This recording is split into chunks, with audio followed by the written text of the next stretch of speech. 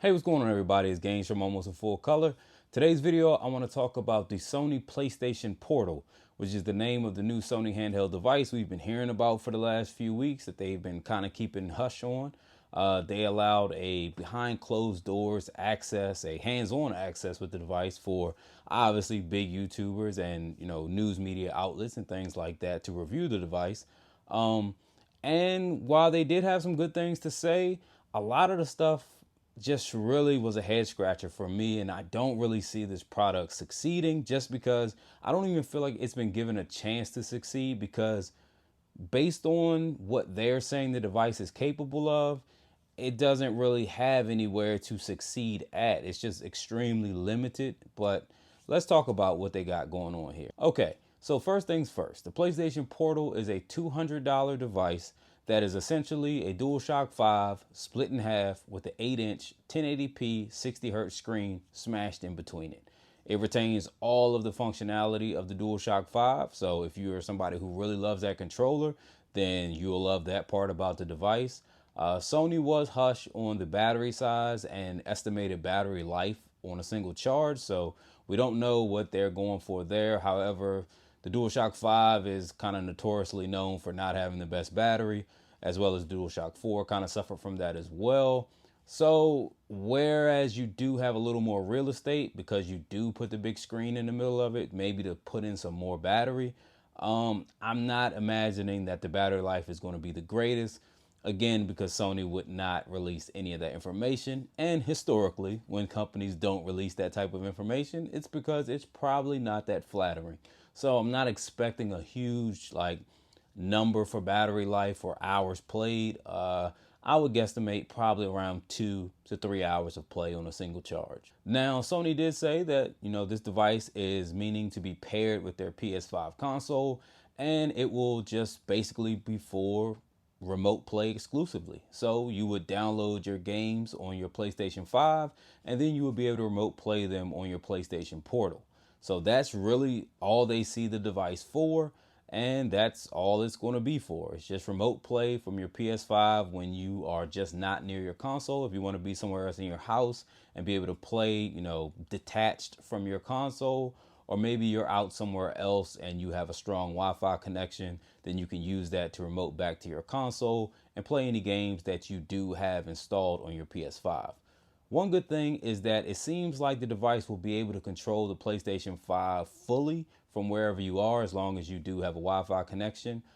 So it probably will make installing games and stuff like that a lot easier to the console. In case you want to play something out there that you don't have installed at that time, you can go ahead and install it and then play it with the PlayStation Portal. Now, with all that being said, I'll tell you that I do not think this thing will succeed. And now I want to give you my reasons why I really feel like it really was a swing and a miss by Sony, which is weird for them because I feel like when it comes to gaming, Sony usually knocks it out the park.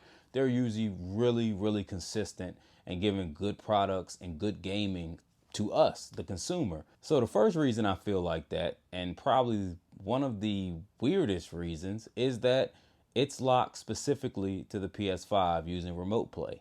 Now, if remote play was something that was exclusive to the PS5, if it was a new feature that we just got on PlayStation 5, it would make sense because obviously no other PlayStation had it before the 5. But that's not true. Remote play actually started on the PS3, and I don't really expect them to support the PS3 because we know they don't support that. But they still have the PlayStation 4, they still have the PlayStation 4 Pro, and games are still being made for those consoles, and they both can do remote play. And like I said, the device only has a 1080p 60Hz screen, so it's not like it's some crazy device, that they're pushing out there.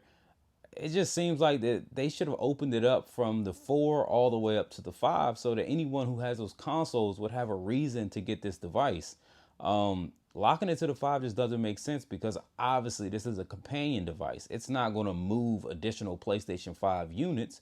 It's just going to be purchased by people who are interested in it and already have a PlayStation 5. So that just was really weird that they boxed it in like that. But maybe there's some tweaks that happened to the 5.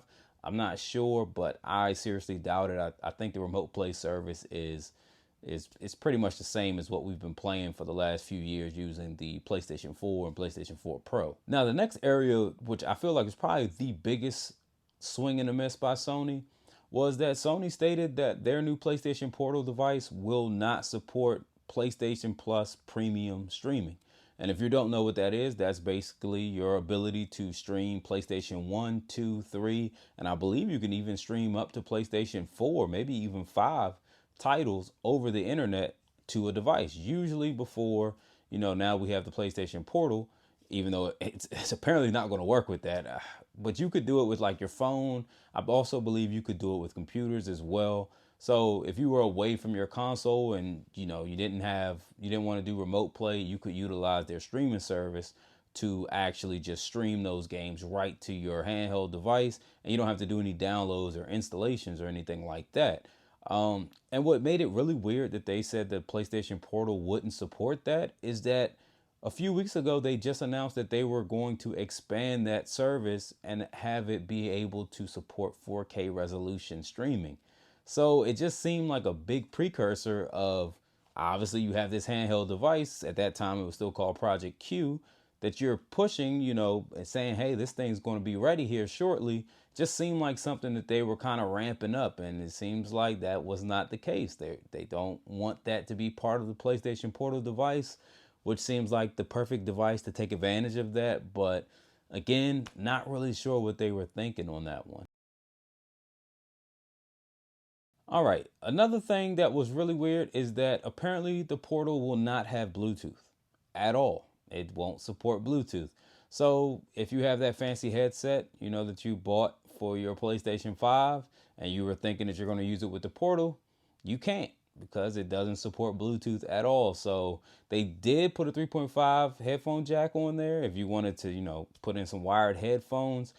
But apparently Sony's plan with that was to do something, I guess, very Apple-ish, is that apparently they're going to be releasing two more headsets. The PlayStation Elite headset and also a set of PlayStation earbuds. Now, the earbuds themselves are $200. So the headphones, if you want the earbuds, apparently are going to cost just as much as the device, which, again, weird. And the Elite headset is going to be $150. Again, almost the cost of the actual Portal itself. But apparently these two headphones are going to utilize PlayStation Link, which is kind of like how Apple does with their AirPods and AirPods Max and things like that, that allow it to seamlessly sync up with their iPhones. That's the thing that basically PlayStation Link will be. So if you want to use some some wireless headphones, you'll have to get either one of those in order for it to work with the Portal. Sony did say they will be releasing the technology to third parties or whatever, but there is no timeline on basically when you can expect any products from them to come out. So for right now, you're pretty much between a rock and a hard place if you want wireless audio, because you got to buy one of those two new products they just dropped. And I said it's Apple-ish because even Apple doesn't go that hard. Like, Apple has their fancy AirPods that seamlessly sync up. I mean, I'm not going to lie, it's very beautiful. I love using it, but they at least will let you use some Samsung pods. You can use literally any Bluetooth headphones with your iPhone. It may not be as, pretty and everything as the sync is when you got a pair of AirPods, but it still works. And it seems like Sony just took that and just went to the next level and said, no, you use our product or you use nothing, or you use the wire. Use the wire like a peasant. But hey, you know, I just can't see myself paying the same amount for headphones that I pay for the device to use them on. But again, hey, I don't know. It's just very odd to me. Now, the last thing really isn't a thing, but I guess it's kind of my takeaway from it. And sadly, I do feel like the device will not succeed, but I feel like it was very reactionary. Like I said, I feel like it was just in a reaction to the Steam Deck and that device being so popular. And it seems like handheld gaming is kind of really taking on a life of its own, and it's just getting more and more popular as time goes on. And maybe Sony just kind of wanted a piece of that pie, and it was a replay of what we got back when Nintendo first released the Wii.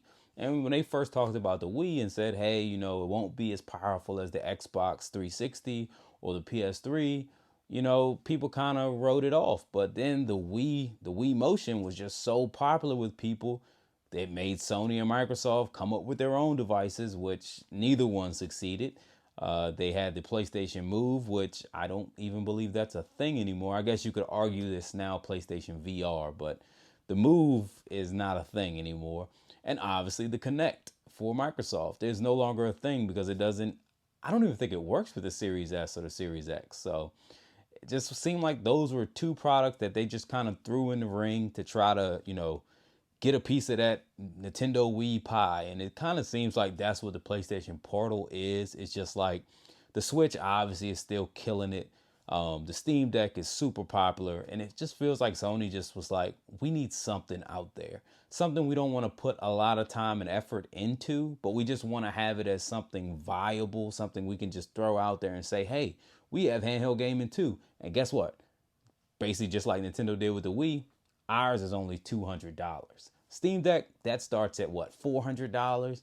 The ROG Ally, that's $600. We got a $200 handheld over here. But sadly, I think it's just going to be pretty much like the Logitech G Cloud was, just a very mediocre device that just falls to the wayside. So I would say if you're thinking about getting this device, just make sure that you're somebody who really want to do nothing but remote play from your PS5.